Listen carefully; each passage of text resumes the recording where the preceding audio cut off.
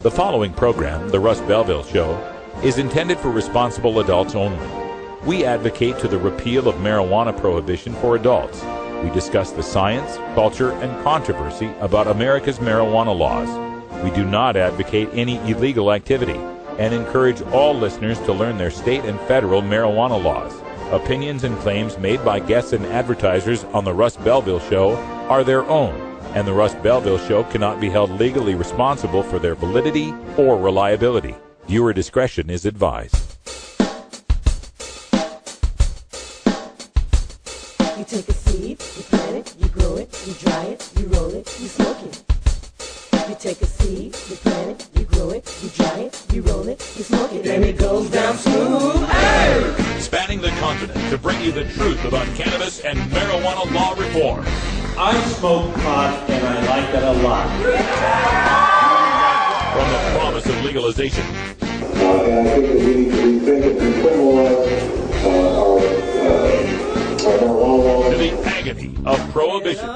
One major responsibility is to encourage people to use less drugs. The Russ Belville Show, the voice of the marijuana nation.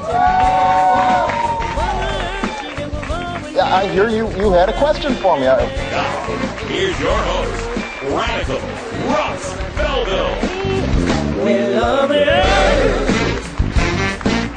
All right, good day, tokers and tokettes, and welcome to the show. It is Monday, July 8th, 2013, and it's got to be 420 somewhere in the world. Welcome back, everyone. We had a little bit of a vacation, our 1 week during the summer where we get to take a little bit of a break, and boy, did I have a good time.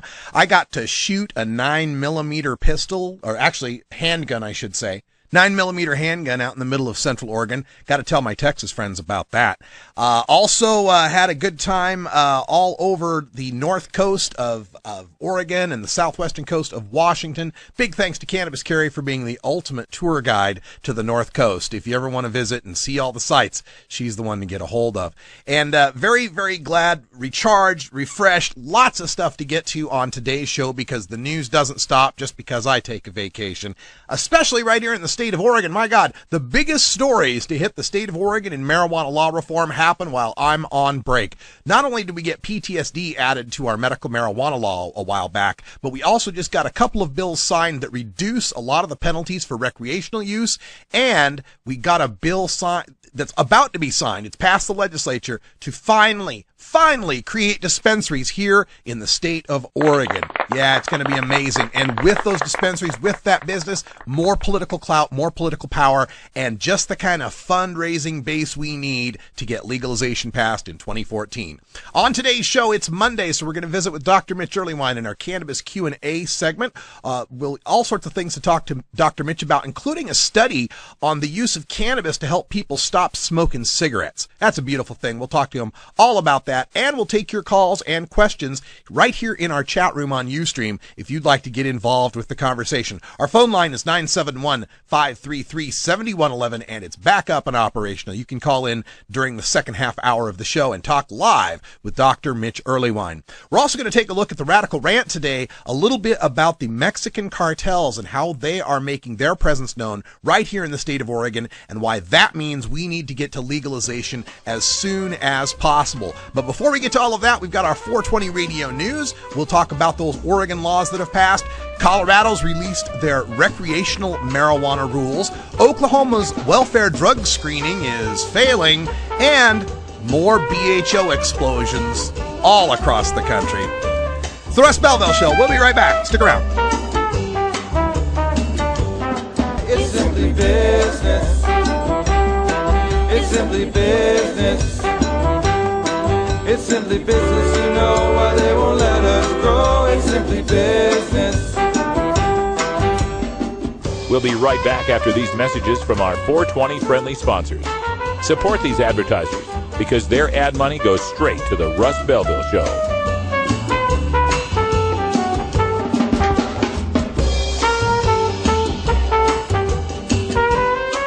You're tuned into the Russ Belville Show, the voice of the marijuana nation. It's simply business. It's simply business. It's simply business, you know why they won't let us grow. simply business. It's simply business, you know why they won't let us grow. It's simply business. The law offices of Omar Figueroa would like to remind you to stand up for your rights. Please do not give up your precious liberties. There's nothing wrong with standing up for our constitutional rights, and in fact, it's the only way to honor the Constitution that recognizes our natural rights. Treat law enforcement with respect and respect the Constitution by standing up for your rights. If you are detained or arrested, stand up for your rights by repeating, "I respectfully invoke all my legal and constitutional rights. I do not consent to any search and seizure. I want to remain silent, and I want to speak to my attorney, Omar Figueroa." Omar Figueroa has more than a decade of experience in federal and California courts and graduated from Yale University, Stanford Law School, and Trial Lawyers College. Please contact the law offices of Omar Figueroa at 415-489-0420 or 707-829-0215 or on the web at www.omarfigueroa.com.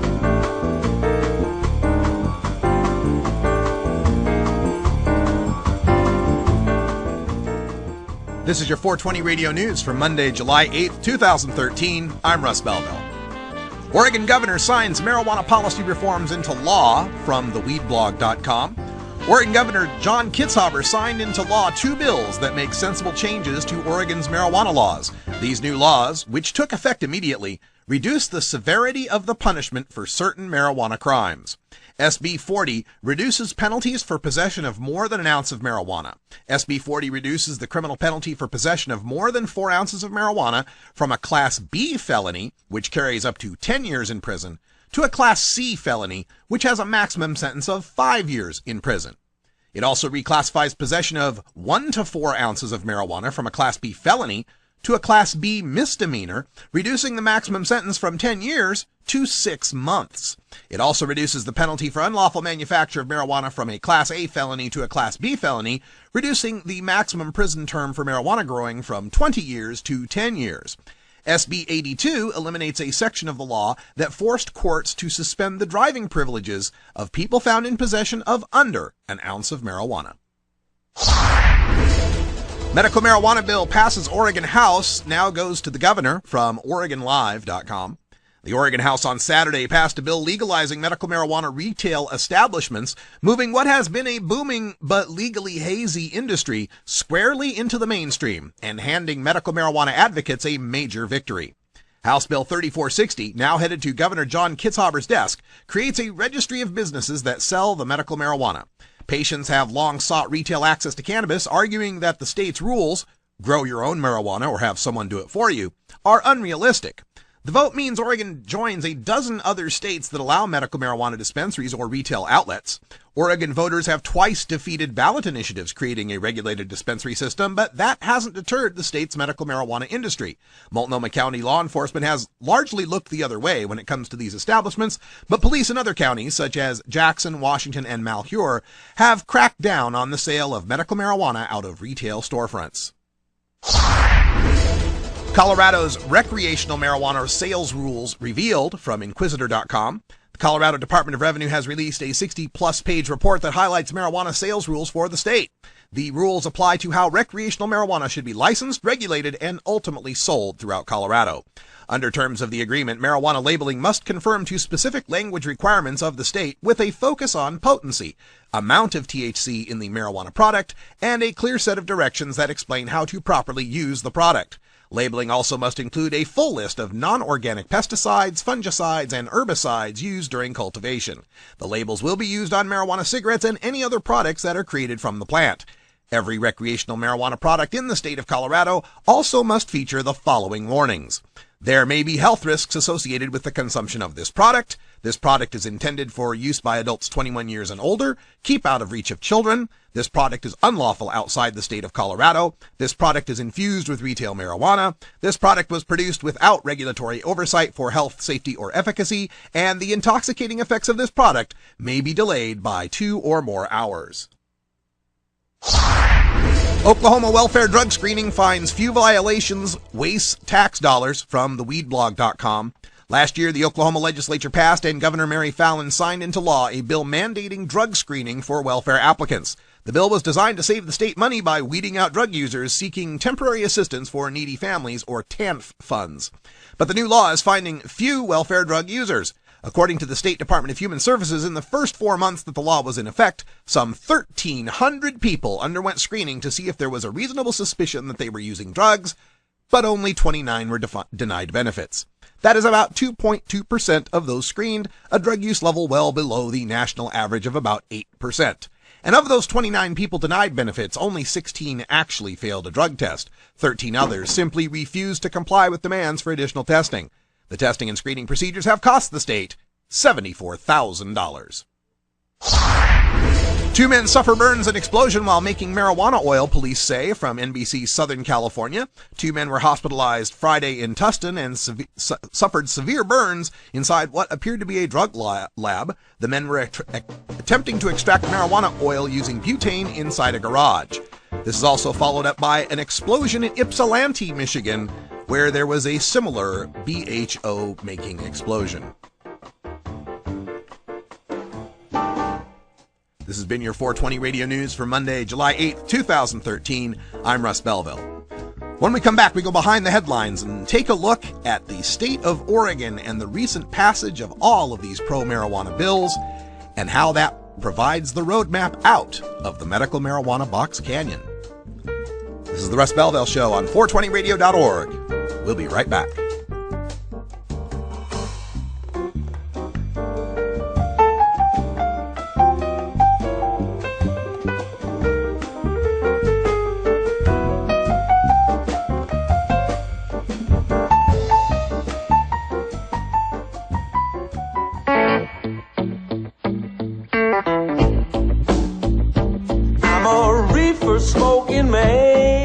Wood Pipes Smoke Shop and Speakeasy is your source for cannabis community gear in southern Wisconsin. Owners Brian and Tammy Wood are located in Kendall, just outside of Madison, and they've got everything for the smoking enthusiast, including a full assortment of pipes, water pipes, hookahs, bubblers, one-hitters, and so much more. They're open noon to 8 p.m. Monday through Saturday and can help you with your detoxification therapies as well. Call 608-466-7473 or email woodpipes@yahoo.com for more information. That's 608-466-7473 or email woodpipes@yahoo.com. And as always, go pack, go.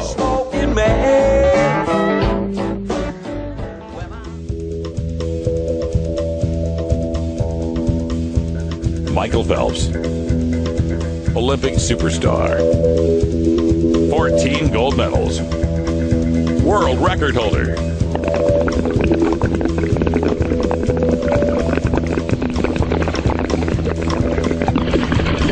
Bomb smoker. So much for that amotivational syndrome.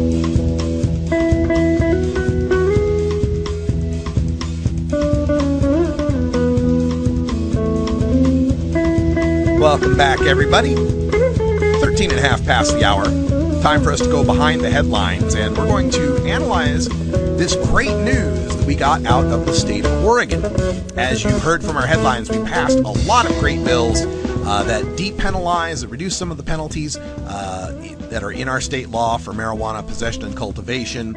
And we have also gotten a lot of changes to our medical marijuana law. So I wanted to run through these in something that was basically inspired by one of the listeners out there who got me on Twitter. You know, I've been a proponent for a long time of this theory called the medical marijuana box canyon. And he asked, how does the passage of these recent bills in Oregon, being a medical marijuana state, how does this inform my opinion on the box canyon theory? And after I thought about it for a while, I think that the passage of these bills validates everything I've been saying about the box canyon.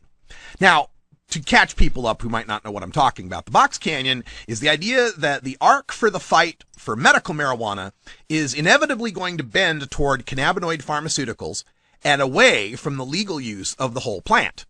I mean, so long as we keep fighting only for medical marijuana and we try to distance ourselves from legalization for recreational use, then we're subject to the frames of medical and medicine, and they're going to want to make the marijuana fit those frames of pharmaceuticalization and prescriptions and doctors and pharmacies and sprays and pills and inhalers, and away as far from possible from the crude smoked plant that the mainstream denigrates as recreational use. Part of the evidence of this is the last 7 states that have passed medical marijuana laws, and the next 2, New York and Illinois, that are debating them, have created dispensary-only medical marijuana laws. Now, there are a couple of exceptions in Arizona and Massachusetts. Arizona, if you're more than 25 miles from a dispensary, you can grow your own. Massachusetts, if you have a hardship exemption, you can grow your own. But generally, the medical marijuana patients are not allowed to grow their own medicine. Instead, tightly licensed growers supply marijuana under strict regulations to highly secured dispensaries that sell it at prices greater than necessary, on purpose, in order to ensure the dispensaries don't undercut the black market.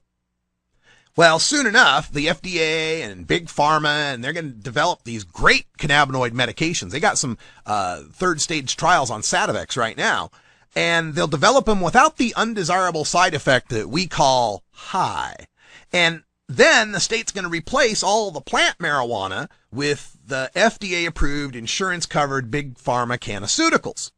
Now, the truly needy patients are going to welcome these medicines because they'll be more affordable since insurance will pay for them, and they'll be available at all times. You won't have to worry about, pests or mites or droughts or weird growers or anything. And the people that clamor for the plant, well, they're going to be put back with us recreational consumers as just stoners who want to get high. So that's the box canyon in a nutshell. So how does the Oregon situation validate this box canyon? Because we just got post-traumatic stress added to the medical bill. We got a system of dispensaries for the medical use. We got rid of the driver's license suspension for a pot ticket under an ounce. We reduced the penalty from a quarter pound down to a 6-month misdemeanor. A quarter ounce of hash is now a 6-month misdemeanor. Possession over a quarter pound got dropped from a Class B to a Class C felony, putting the prison sentence in half from 10 to 5 years. Cultivation went from an A to a B, 20 years to 10 years. So didn't everything just get better? With both medical and recreational got better bills this year in Oregon. So doesn't that argue against the box canyon? Well, yes, in a sense, unless you realize that these accomplishments happened in large part thanks to the activism for recreational legalization in 2012. In fact, we tried to pass dispensary measures that are very similar to what's passing here in 3460. We tried passing those a couple of times by initiatives and lost both times. And after both losses, there was pretty much a stall in the Oregon legislature for passing anything. Nothing was moving. But we get a near success in passing a wide open legalization in 2012, and the state just north of us passes a stricter legalization by a wide margin. Then our legislature said, oh, maybe we ought to start taking up some of these pro-marijuana measures. Now, I'm not trying to dismiss the work medical marijuana activists have done in Oregon either. I mean, our biggest victory was SB 1085, getting the plant limit up from 7 to 24 all the way back in 2005. That did a lot to defeat the box canyon here because people had access to so many plants. And believe it or not, some of our Oregon activists actually fought against that bill. But never mind.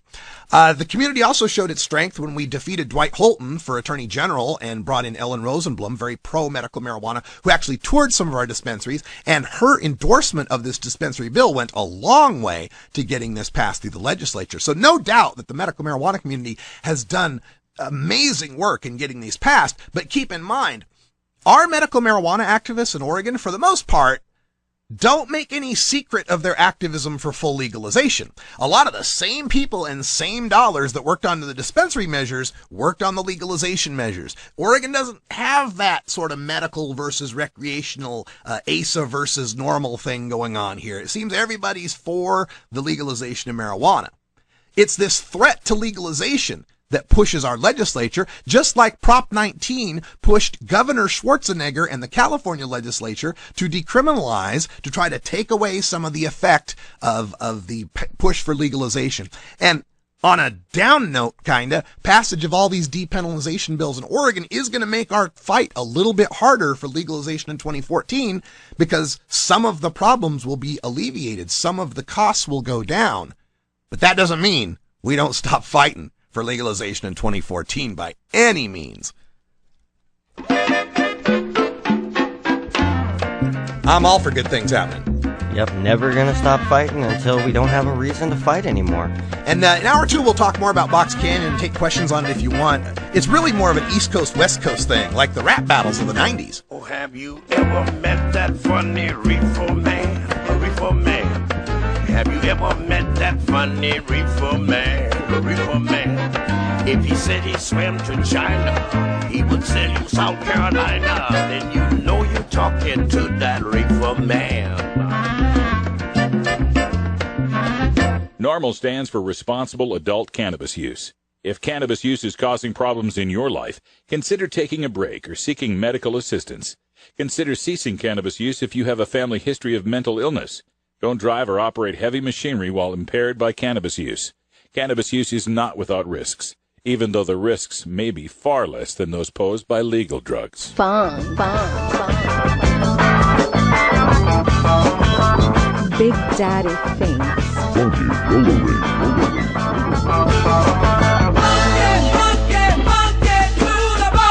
Oh yeah.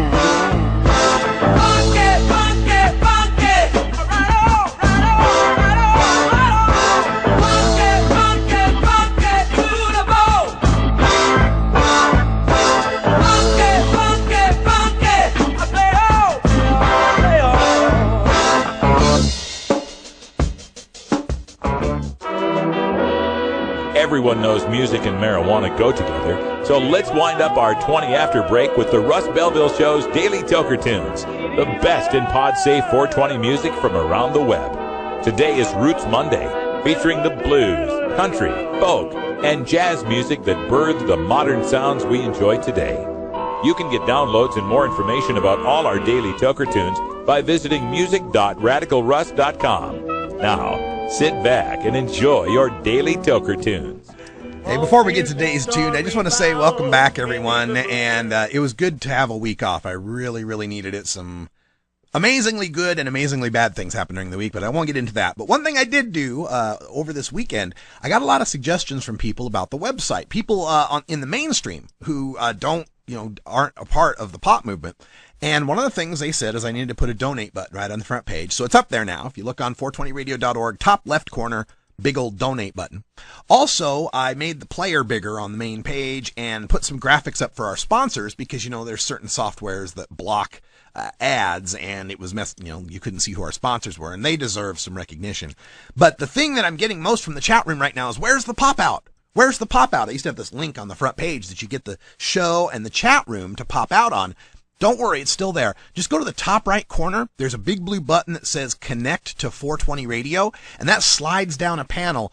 Everything you need's in there. The pop out, the connection to Ustream, the downloadable apps, all of our Facebook and Twitter connections, and coming soon, and I haven't even brought this up with Brian yet, but as soon as we can get another box put together that can stream to Shoutcast or something, we can get on TuneIn Radio, iHeartRadio, and Stitcher Radio, those live radio apps that are on everyone's machines. I may have an extra box laying around my house I built from parts of your old computer. Ha ha ha! We shall see how this works. But once we get that, live streaming radio right on the apps that you already use to get your other favorite radio stations. So exciting things happening here for 420 Radio. Another exciting thing happening is we may have a marketing person volunteering for us, a great activist out of Georgia named Ebony. That's right, named Ebony Knight, who I met out there at the Southern Cannabis Reform Conference. She's like a marketing expert. That's what she does in the real world. So she's going to help me out, perhaps. So we'll tell you how that turns out.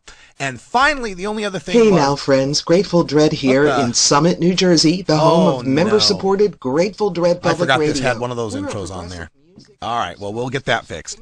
Anyway, the other news, there was some, I had made a proposal to NORMAL to produce a podcast for them. It got rejected in their board meeting. However, looks like we'll be negotiating on some other projects instead. So, I'll keep you posted on that. When I know more, we'll let you know. All right, so let's get to our 420 Radio Daily Toker tune for the day.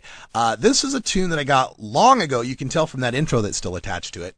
And it's one of these Mexican narco corridas, which is a type of music that is about the Mexican drug war, about the narco trafficking that's going on down there, and how these cartels settle their business with bribes and bloodshed.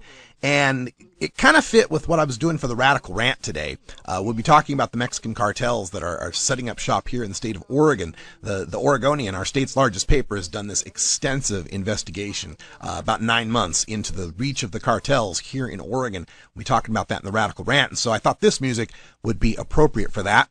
Also, I'm trying to teach myself Spanish. Literally, I got some Spanish software.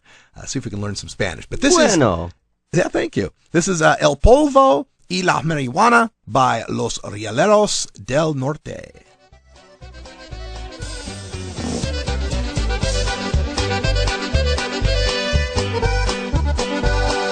Esta es la historia, señores, de un caso muy verdadero, de dos hombres que murieron, Miguel y el güero Marcelo.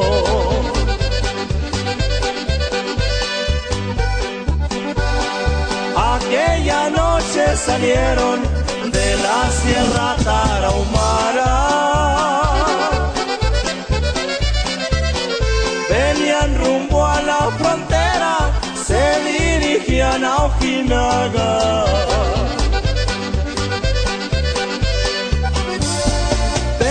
Con un contrabando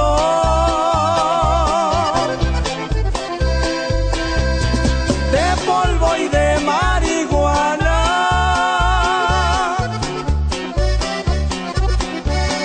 al lomo de sus caballos sus buenas armas portaba.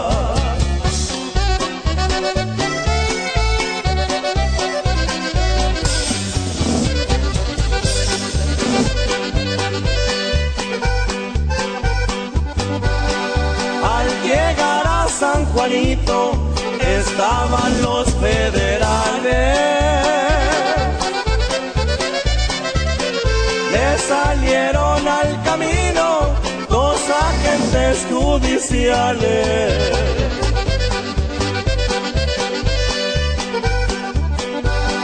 No nos rendimos, señores, ni nos asusta el gobierno.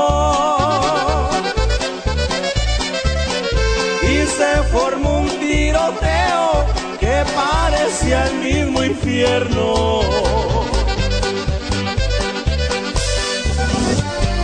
Murieron los judiciales,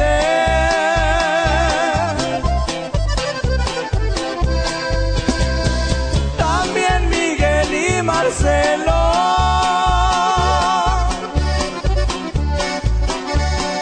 El polvo y la marihuana quedó regada en el suelo. Hey Ellen, want a hit? Want to smoke a joint before trying this on? Here you go, Ellen. You want to get high? We got some great high stick in the back. Smoke. Kind buds. Sexy. You're gonna love this stuff. It'll get you really high.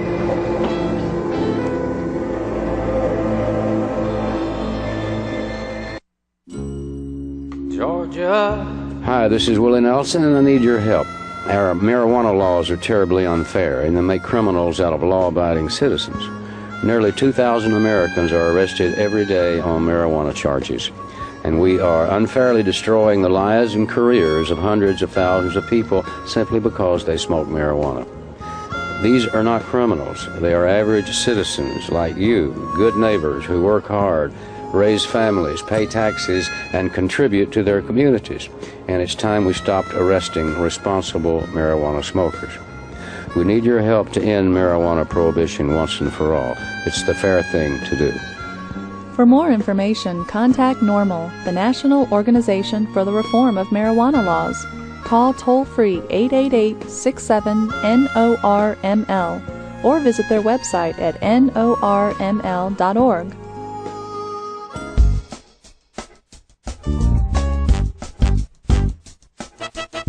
It's time for the Russ Belville Show's Cannabis Q&A with Dr. Mitch Earlywine.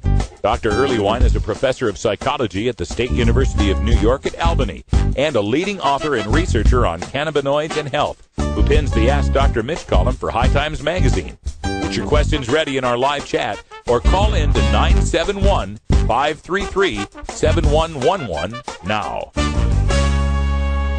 All right, welcome back, everybody. 1/2 on a Monday. That means it's time for our dose of science with Dr. Mitch Earlywine. How you doing, Dr. Mitch? Having a great day. You know, I got to tell you, you reached out and touched me over the weekend. I took a friend to go to Powell's House of Books and touring around Powell's is just this block-sized bookstore that's 3 stories tall, and rounded a corner, and right there on the end cap was Pop Politics. So I took a picture of myself with it just to prove it.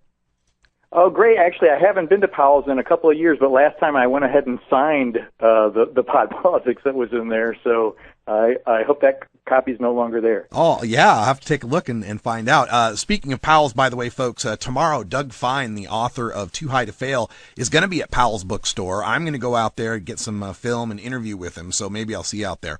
All right. I actually wrote a review of that for American Psychological Association. It's a wonderful book. Oh, yeah, and that's great. All right. I encourage anyone to check that book out, Too High to Fail. There's a link out on the weedblog.com. If you check out there in their top right corner, you can get a copy.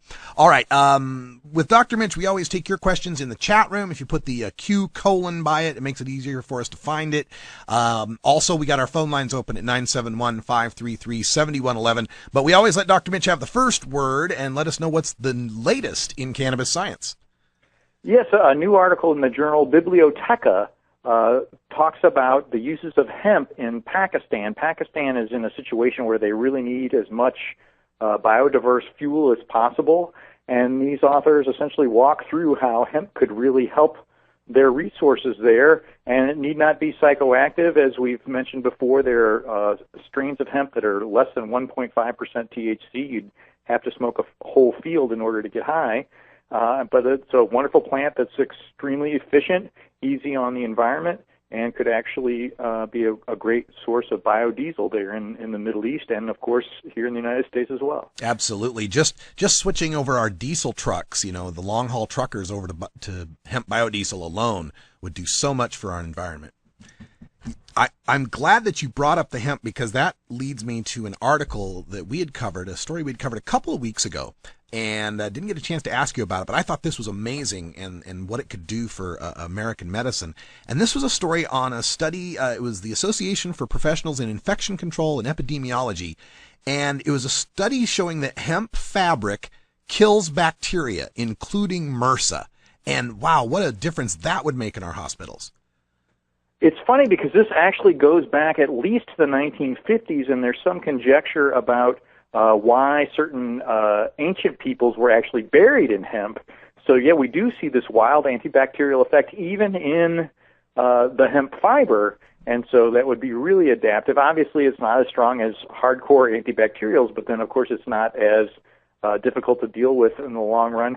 And with both MRSA and C. diff going rampant in hospitals right now, I feel like this would be a nice, inexpensive way to intervene. Yeah, and this was a 60% hemp, 40% rayon, so it wasn't even full hemp. And they found they just put it on scrubs and lab coats and the drapes between the patients. And there's some 2 million Americans that get MRSA in the hospital every year, and 90,000 people that die from it. Far more than ever died from cannabis, of course. So, yeah, this is an amazing find. I hope we can do something with this. All right, let me get to a question from the chat room. I had a couple of others that I want to get to as well, but I want to make sure our chatters are getting their questions in. And this one comes from, here we go, Runaround 666, who wants to know, what do you think about that study that just got some ink lately saying long-term cannabis use makes us lazy? The curious thing about this is, of course, it's even in the longitudinal data, not randomly assigned. So as I used to joke on the stages at the Comedy Store in Los Angeles, it's not that cannabis makes people lazy. It's that once you decide you're going to be lazy, cannabis sounds like fun. There we go. Not all cannabis smokers are lazy, but some lazy people smoke cannabis. Exactly. Trickster Phillips wanted to know if we could talk about the Queensland Brain Institute study on cannabis and schizophrenia, and I don't know if I caught this one.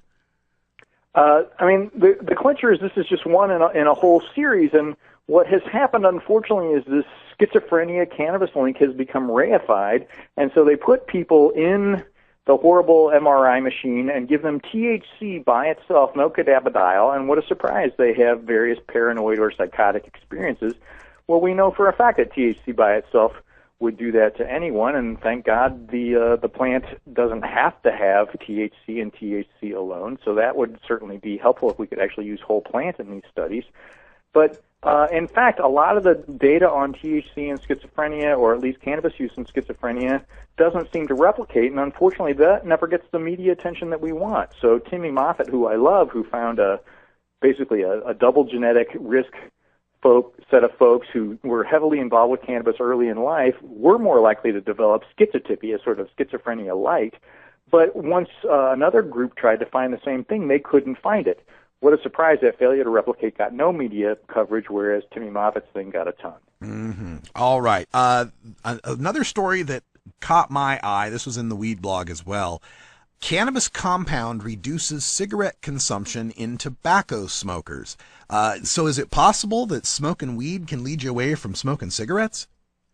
I have literally been receiving emails about this since 2002, and I always thought, oh, it's just smoke is smoke, or maybe there's something about the sensation of smoke going down your lungs that helps ease the pain or something like that. But this is much more focused on cannabinoid receptors themselves and the tendency to essentially soothe discomfort, alleviate distress more generally, and the distress associated with nicotine withdrawal does seem to be alleviated under these circumstances. I'm apprehensive about this and at least want to encourage folks to lean on their vaporizer rather than alternative ways of smoking if they're going to use this approach. But by all means, anything that can get you off those nasty cigarettes is bound to be good. All right. We have such great questions from our chat room. Randy Brush in our chat room has this one. Does cannabis have any effect on lead in removal from the body, air, or soil? Does cannabis help remove lead? So this is a controversial issue and one that I've been asked before, and at least when you look at some of the agricultural literature, it does look like cannabis is drawing lead out of the soil, but of course then we don't really want that in cannabis that we're going to smoke. So you can imagine if you've got some lead laced soil, growing a bunch of hemp plants in there and hoping it takes them out of there, but then certainly not using them pharmacologically, maybe using them for hemp or something like that, because we don't want that lead ending up in our own lungs. Okay. A follow-up question he has is to ask your opinion, and I've never heard of using this, so you might have to explain it to me. Your opinion on using calcium bentonite clay for bong water to remove metals. So the clincher was this bentonite was actually one of those things that people were sort of using when they were fasting and looking at how it went through your system and stuff like that. There actually isn't a lot of compelling evidence that it absorbs anything novel, that it does anything different from, say, standard psyllium fiber or other sources of fiber. So until we have better data, I can't say one way or another. There is at least one published case study, too, where somebody kind of overdid it on this and ended up with some serious GI problems. So this is not a toy. We don't need to eat clay if we don't have to. There's some follow-up in the chat on this about the use of screens. People smoking through a bong perhaps would use a metal screen to keep the material from falling through. And I've heard of people using different types of screens, glass screens, and different types of metals. What can you tell us about the use of screens and how they might affect us? It's sad that there aren't more data on this, but the problem really is, everybody's heard my vaporizer soapbox, and that would be, of course, my first choice. But anytime you heat metal, certain ions are formed, and that's going to definitely come off. Now, some of those are not going to be filtered through water, but then we have a less efficient administration of the cannabinoids in the first place, so it gets really complicated. If you can afford a vaporizer, I really recommend it. Otherwise, in truth, we just don't have any data on one screen versus another. Yeah, and just to add here, it says that he's burning through screens pretty quickly. That's could be that you're using a torch lighter, which is, not very good for smoking cannabis with anyway, because you boil off certain cannabinoids before they're effective. But you really don't need that much heat to make good use of the plant. Yeah, good point. All right, let's see here. We are live, by the way, here on 420radio.org, but if you don't get a chance to get your question answered, or you're just shy and want to ask it privately, you can go to our contact form, 420radio.org/contact, or click the links from the front page. There's a drop down for Ask Dr. Mitch. We can send the questions that way, or you can do it directly through email to 420research@gmail.com. There was another story, and this one comes from Fox News, so I took it with a salt lick. But it said, chronic cannabis use may cause brain inflammation. Any note on brain inflammation? As it turns out, this is a misinterpretation of some data that were gathered years ago, suggesting that heavy cannabis use early in life changes the ratio of white to gray matter. And it was true only in one really small sample. It has not replicated. I certainly am not a fan of heavy use of cannabis early in life. So by all means, we already knew that wasn't a great idea. But the idea that this actually inflames neurons makes no sense given what we know about antioxidant and anti-inflammatory effects of the cannabinoids. We have another question from Randy Brush, which I don't know if there's any use in the answer, but it kind of interesting trivia. What's bigger in a human, the cannabinoid receptor or a brain cell? What's funny is the receptor itself is just a small set of literally molecules on the end of a brain cell, on the end of the neuron itself, and they're only present in some nerves and not in others. Fortunately, it's the ones that are associated with euphoria, with appetite, and with memory. And obviously the ones in the periphery, in the immune system, are outside the spinal cord, outside the brain itself. So it's an intriguing thing to think that the plant and our bodies have evolved this way. All right, time for one last question from Reefer Rob. Wants to know, how effective is cannabis in the process of neurogenesis? We don't have a ton of evidence about, say, smoked cannabis itself, but we're getting really encouraging things from some labs in Ohio with both THC and cannabidiol helping along the neurogenesis process. It's not a panacea yet. It's not the cure for Alzheimer's for folks who already have it, but it certainly has some amazing neuroprotective effects that are antioxidants, similar to a lot of other plants. I can't say it's the lone and only one, but definitely an impressive set of data. All right. Well, that's all the time we have today for our Cannabis Q&A with Dr. Mitch Earleywine. We do this every Monday, so if you missed out at the beginning, just come on back next Monday. We'll do it again, or listen to the replay that comes up in just 3 hours from now. Dr. Mitch, thanks for joining us. We'll see you again next week. Have a great show. And John Thomas, we'll get your question next week on that. That's an interesting one on the vapor pens. Coming up next, we got time for a radical rant. Going to talk about the influence of Mexican cartels right here in Oregon.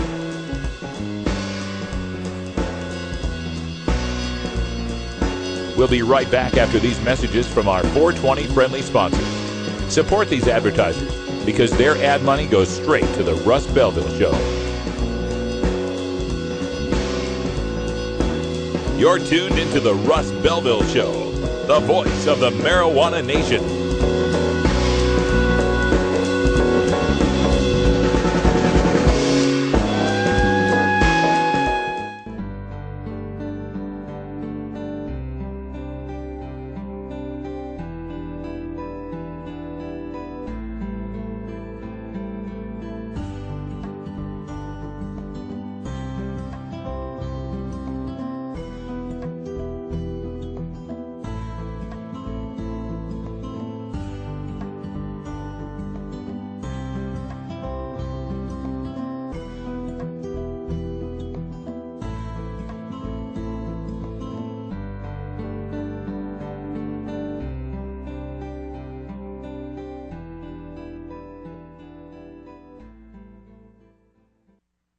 Respect the law, but know your rights.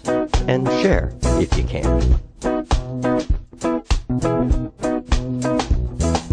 Ask me any question, I'm gonna plead the fifth. Unless you asking me if If I wanna smoke and spliff, then I'll be coming over. I'm gonna take a lift. You know I leave you feeling like you got the touch of the gift.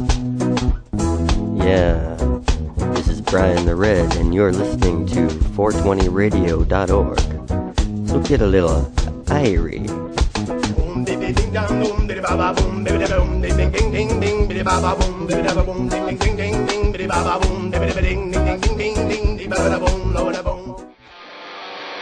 You want answers? I'm as mad as hell, and I'm not going to take this anymore. You want answers? You have offended my family. I think I'm entitled. You want answers? I want the truth. And you have offended a Shaolin temple. You can't handle the truth. Surely you can't be serious. I am serious. And don't call me Shirley. Radical rant. All right, this kind of a follow-up on talking about the Oregon legislature passing some of our depenalization bills, and I was happening through the Oregonian and found their 7-part story that they put together, a 9-month investigation on the influence of the Mexican drug trafficking cartels, Los Zetas and Sinaloa, that are currently ensconced in this state, that are running pot plantations out in the federal and the state wilderness areas. And this is pretty harrowing stuff. And I'm so grateful to the Oregonian for doing this, for bringing some reality to the people here, both on our side and the other side. Okay, let me start with our side first of all. There's a tendency. There's somewhat of a tendency sometimes to distrust the media when they report on marijuana issues, and it's not unfounded. For years and years and years, we always got the up in smoke, been snuffed out, hazy dream headlines, pop puns from the media who would treat this issue with barely any respect whatsoever. That's changing. That is changing as we are legalizing, as we're getting better mainstream representation. And I believe that these pieces that the Oregonian put together on this are important, because there's people on our side who distrust the media. They're going to see a story like this. Oh, you're sensationalizing. You're trying to make it seem worse than it is, or trying to do this to undermine the political process as far as legalization goes. And I don't think that's the case whatsoever. I think there are people on our side, on the legalization side, who are very quick to come up with defenses for, what might be happening, who fail to recognize some of the serious criminal aspects that are in play here. For example, people, if it's ever brought up about Mexican cartels and grows getting into the medical arena or vice versa, people are quick to jump away and say, that's not happening, that's not happening. But folks, you can't run a gray market alongside a black market and have there not be some sort of interaction at some point, at some level. Now that we got the dispensary bill passed, we might be able to distance that a little bit. But right now it'd be a tough argument to have to try to make and to support. And the reports that are coming in from this Oregonian story are pretty amazing. They talk about some of these plantation owners, pot plantations they're putting up, that the Mexican cartels have basically turned to since about 2005. First of all, in 2005, there were regulations that went into effect in Oregon that made production of methamphetamine harder. So some of the old meth cooks, couldn't get enough Smurfs to get the pseudoephedrine, switched over to growing marijuana because they discovered, and check this out, Rand Drug Policy Research Center in 2010 said that it costs $30 to produce a pound of marijuana out on in the public lands. $30 to produce a pound. You can sell it on the East Coast for $7,000. So a lot of these people turn to growing illegal pot gardens out in the wildlife. And the problem with that, of course, is the damage that these illegal plantations do to our land. Because they're not really concerned about, long term here. They're concerned about keeping it hidden and getting it done and making as much money as they can. They'll go out and terrace areas of the forest, destroying all sorts of natural flora there that are not meant to be disturbed. They'll use all sorts of poisons and traps for the wildlife. They'll use pesticides and herbicides and fungicides. They don't care. They do everything they can to maximize this. And when we fight against them, we don't get to catch the big fish. We catch the Mexican immigrant that they put on that land, paid him, $1,600 to camp in a treehouse, live off a Coleman stove, That guy's got nobody to give up because anybody that ever led him there has a nickname, has some sort of alias. And then when they go to court, they're poor. We end up having to foot the bill for the defense attorney, for the trial, for all the stuff that goes on. And we can't play the snitch game. They won't rat out. They know what these cartels are capable of. Some of this comes up in the story. Let me get to some of these details. In 2006, a federal biologist surveying spotted owls found 30,000 pot plants as he's out there traipsing through the wilderness. In 2011, bear hunters stumbled across a Wallowa County plantation with 91,000 pot plants, the most ever found in Oregon, with a network of plastic pipes that were draining water from the nearby creek, which is a feeder creek for a trout, for trout and steelhead, basically. So messing up their whole, repopulation and spawning and all that. Police found 500 pounds of fertilizer about 50 feet from the creek. Lovely. That's coming down to our drinking water, folks. And rodent-killing chemicals at 2 base camps.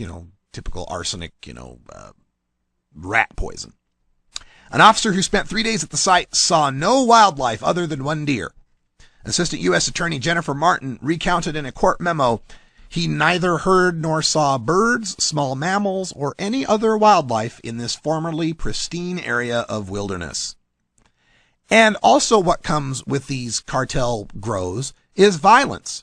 In 2010, in Jackson County, Southern Oregon, sheriff's deputies shot and killed a 20-year-old plantation worker when he pointed a loaded shotgun at him. So, he had it coming. At least they say he pointed a loaded shotgun at him. The prosecutors still won't name who the deputies are, though, for fears that the cartels will come after them in retribution. In Eastern Oregon, in 2009, police found 2 men tending more than 1,900 plants on a public land near Vale, Oregon. The workers were armed with a loaded shotgun and a loaded semi-automatic handgun, lived in tree houses, and used a car battery to charge their cell phones. But the other problem that comes along with this is last year, police found only 4 Oregon grows linked to drug trafficking organizations. Not because there's not more out there, but investigators said a big drop in federal spending for the Oregon National Guard helicopter flights is the main reason. The U.S. Attorney Amanda Marshall, Oregon's top federal prosecutor, thinks medical marijuana is cutting into the market, or traffickers have moved into Idaho. Others think the cartels are just moving around the state. And as far as these cartels and what they're capable of, there's another story from the Oregonian, the police on the defensive, that talk about how, and this is right from the piece, federal agencies devote about $10 billion a year and thousands of officers to drug investigations, yet officials at all levels acknowledge they'll never stamp out the problem, only hold it in check. Hold it in check? You got 91,000 plants out there, growing from 30,000 just 6 years before. We used to count pot grows in the thousands, 4 digits. Now we're counting them in the thousands, 5 digits. It won't be long till we're counting them in the thousands, 6 digits. You're not at all holding it in check. This story goes on to talk about Carlos Barragan. Carlos Barragan. He spent 9 years investigating this guy and found out that this guy had better detective work, better surveillance, better intelligence gathering than the cops did. The cops tried to, in one situation, let me see if I can find this one. Pendleton Police Sergeant Rick Jackson had stopped Barragan for a traffic violation as a pretense to search for drugs. Jackson walked up to the car window to introduce himself. That's when the drug dealer, Barragan, said, "Oh, hello, Sergeant Jackson," and began to describe the location of his home. The guy already knew who the cops were, had it all scoped out already. That sent a chill down my spine, the sergeant said. One time they tried to get a low-level dealer to wear a wire. As soon as he wore the wire, he went into the place, showed the guy that he's wearing a wire, turned it off, and they slipped out the back. What else? Oh, a heroin dealer refusing to state who his boss was because of the consequence could be his family getting their head cut off like animals. So he went and did his 5 years instead. He was a dishwasher. Dishwasher went to prison for 5 years.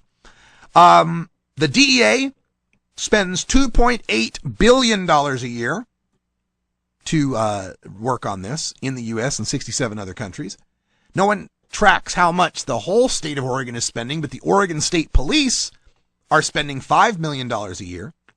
And there's task forces in Oregon that are sharing $1.3 million in federal grants to go after these traffickers.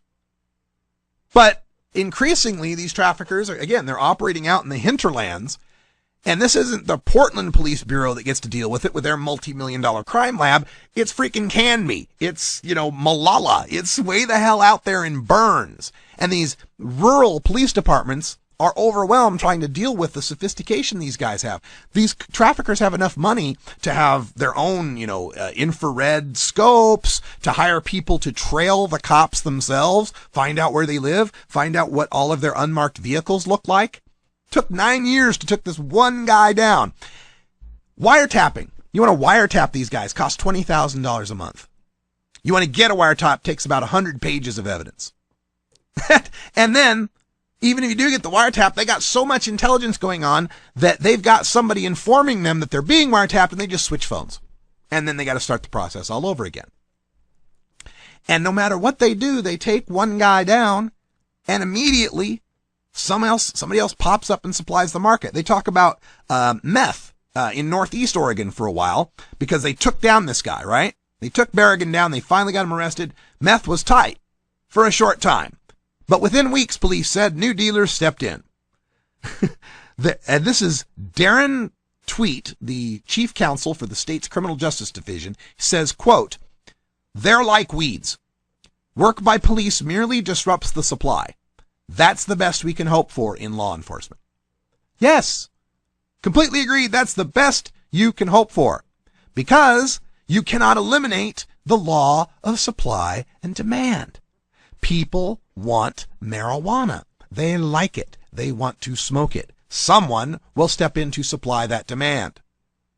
Now, we can talk about the medical issue as a separate issue, and getting the dispensaries and the growers regulated is a beautiful thing. But keep in mind, that's 1 out of 10 smokers in Oregon. 1 out of 10 people that uses marijuana in Oregon has a medical marijuana card as a patient. The rest of them do not. And this market will continue, especially as legalization begins to unfold in Washington state. You cannot stop this through law enforcement. You can only hope to have better control of it through regulation. All we have done through prohibition is manage to abdicate the control of these markets, of this growing, to people who don't follow rules, who don't follow regulations, and the only way to take the criminals out is through the free market mechanisms, is through making it unprofitable for them to be able to compete with regulated growers. And yet, when we talk medical marijuana, they're always going about it backwards. They're talking about in these dispensary states how they have to make sure that the price is high enough so that it won't get diverted. High enough so that people won't come in and buy their medical and then go out and sell it to the recreational market. That's exactly the opposite way of dealing with this. We should be working to make marijuana safe, accessible, and so reasonably priced that the only decent option is to grow your own or get it at one of the regulated markets. That's the only way this ever begins to make any sense. Well, that's about all the time we got here for today, but thanks for joining us. It's great to be back after our vacation. Coming on tomorrow's show, we've got Odella, the clothing and apparel manufacturers. We'll be talking to them on the show.